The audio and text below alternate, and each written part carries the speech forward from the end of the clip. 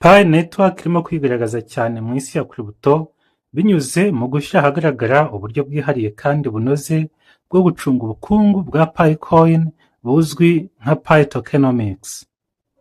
Ubu buryo bushingiye ku nkingi eshatu zikomeye arizo ingano ntavuguruzwa ya Picoin, agaciro kayigenewe kandi kayifatiyeho biciye muri community, hamwe n'ubwishingizi bw'umutungo ku gipimo cya 1:1. Izi ngingo zitandukanye zituma Picoin itandukana n'andi mafaranga ya digitali, igashyirwa mu mwanya w'ifaranga ritekanye rikorana n'ubukungu nyabwo bwa Web3. Picoin ifite umubare ntarengwa wa miliyari 100. Ni umubare wateguwe na Picoa Team kugira ngo yirinde izamuka ry'ibiciro rishingiye ku kongera amafaranga adafite igenzura. Ibi biha abapioneer n'abafatanyabikorwa icyizere cy'igihe kirekire kuko bazi ko agaciro ka Picoin katagabanuka mu buryo budafite umurongo. Ugereranyije n'andi macrypto menshi ashingira ku gucukura, kugabanyirizwa ibihembo cyangwa izamuka rishingiye kuri inflation, Picoin yo yubakiwe ku ihame ry'ubukungu ritekanye kandi risobanutse. Ikindi kintu cyihariye kuri Picoin ni agaciro kayo kagenwe na community ya Pi kangana n'ibihumbi 314,159 by'amadolari y'abanyamerika. Uku kugena agaciro bifasha kugabanya ihindagurika rikabije rikorwa n'amasoko ya crypto, bigaha Picoin icyerekezo gisobanutse cyo gukoreshwa mu buzima busanzwe. Iri genagaciro rikaba nk'inkingi igenga isoko, bigatuma abacuruzi, abadeveloper n'abapioneer babasha gukoresha Picoin mu kwishyura, mu masezerano y'ubwenge no mu bucuruzi butandukanye badahangayikishijwe n'ihindagurika rikabije ry'agaciro. Byongeye, Picoin ishyigikiwe n'ubwishingizi bw'umutungo ku gipimo cya 1:1, akenshi bushingiye ku mafaranga ahamye nka USDC. Ibi bisobanuye ko Picoin imwe yose iba ifite umutungo uyiherekeje, bityo agaciro kayo kakaba gafite ishingiro rifatika kandi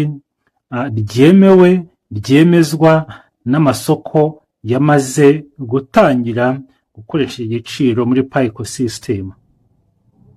Pi Network ikoresha uburyo bwo kugenzura no kwemeza ubwishingizi mu buryo buhoraho, bigatuma habaho umucyo, icyizere n'ubwizerwe mu bakoresha Pi bose. Ihuriro ry'iyi nkingi eshatu ritanga inyungu nini ku bakoresha Pi, abadeveloper n'abacuruzi.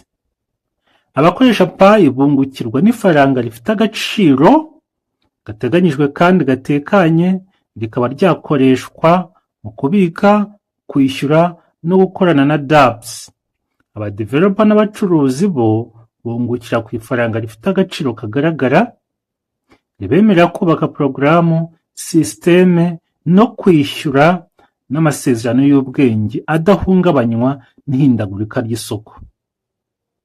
Ku rwego rw'imikoreshereze ifatika, Picoin ishobora gukoreshwa mu bucuruzi, mu kwishyura serivisi, mu by'imari bya decentralized no mu zindi porogaramu za digitali.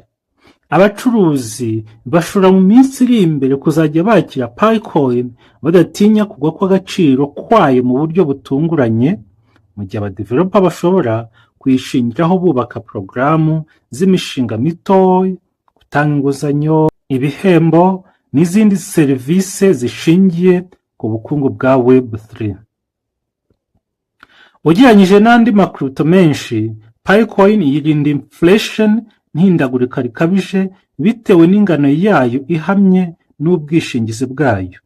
Ibi bituma abapioneer bayifata nk'ifaranga rifite icyizere, rifite umucyo kandi rishobora gukoreshwa mu gihe kirekire aho kuba umutungo wo gucuruzwa gusa. Umucyo ni ihame rikomeye mu mikorere ya Picoin kuko amakuru ajyanye n'ingano yayo, agaciro kayo n'ubwishingizi bwayo ashobora kugenzurwa n'umuryango. Ibi bihura neza n'indangagaciro za Web3 zo kudashingira ku kigo kimwe, kubazwa inshingano no gushyira umuryango imbere. Mu gihe kizaza ubu buryo bwa Pi Tokenomics buzaha PiCoin ubushobozi bwo kwaguka no kwakirwa ku rwego runini mu gihe izaba igumye itekanye kandi ifite agaciro. PiCoin ifite umusingi ukomeye wo gushyigikira serivisi nshya z'imari, ubucuruzi bwa digitali n'amaporogaramu ari decentralized atekanye. PiCoin rero ihagarariye icyiciro gishya cy'amafaranga ya digitali. Ihuza ingano ihamye, agaciro kagenwe n'ubwishingizi bw'umutungo kugira ngo habeho umutekano, umucyo n'ikoreshwa rifatika. Ku bapayoniya, abadevelopa n'abacuruzi, PiCoin itanga urubuga rwizewe rwo kwinjira mu bukungu bwa digitali. Uko Pi Network ikomeza kwaguka, PiCoin igenda yishyira mu mwanya w'ifaranga ry'ingenzi muri Web3, rifite ubushobozi bwo guhindura crypto ikava mu gushorwa mu masoko gusa ikajya mu ikoreshwa rya buri munsi. PiCoin rero yubakiye ku ihame ryo guhuza tekinoloji ya blockchain n'ubukungu bufatika, aho intego nyamukuru atari ugukurura ishoramari rishingiye ku guhindagurika kw'isoko gusa, ahubwo ari ugushyiraho ifaranga rya digitali rifite umutekano, rifite agaciro, kamaze kwemezwa muri community kandi rishobora gukoreshwa mu buzima bwa buri munsi. Kuba Pi ifite ingano ihamye ya miliyari 100 bituma igira imiterere nk'umutungo ugereranywa n'izahabu ya digitali, aho kuba ifaranga rikorwa n'isoko ridafite igenzura. Ibi bituma abapayoniya bagira icyizere ko uko imyaka izagenda ishira, Pi itazatakaza agaciro bitewe no kongerwa kwinshi kw'amafaranga. Ikiyongera kuri ibi ni uko agaciro ka Pi biteganyijwe ko gashingira ku giciro cyagenwe, bikayiha umwanya wo gukoreshwa nk'igipimo cyo kwishyura, kubika agaciro no kugirana amasezerano y'ubwenge mu buryo bwizewe. Ubwishingizi rero bwa Pi nk'uko twabivuze ku gipimo cya 1:1, ibisobanuye ko Pi izaba ari real asset kandi ishingiye ku bukungu bufatika buzaba buyitiza umurindi kugira ngo idahungabana kandi izakomeze iri stable. Ibi rero bikazayongerera icyubahiro n'icyizere, kuko bigaragara ko Pi Network itifuza kubaka ifaranga rishingiye ku magambo gusa, ahubwo rishingiye ku mutungo ufatika ushobora kugenzurwa.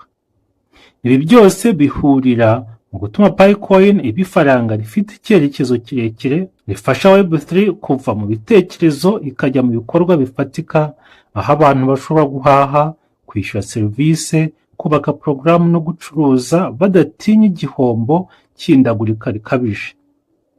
Muri rusange, tokenomics ya Pi Network igaragaza ko Pi Network atari umushinga wo gucukura gusa, ahubwo ari gahunda yuzuye yo kubaka ubukungu bwa digitali bufite umutekano, umucyo n'akamaro nyako ku isi yose.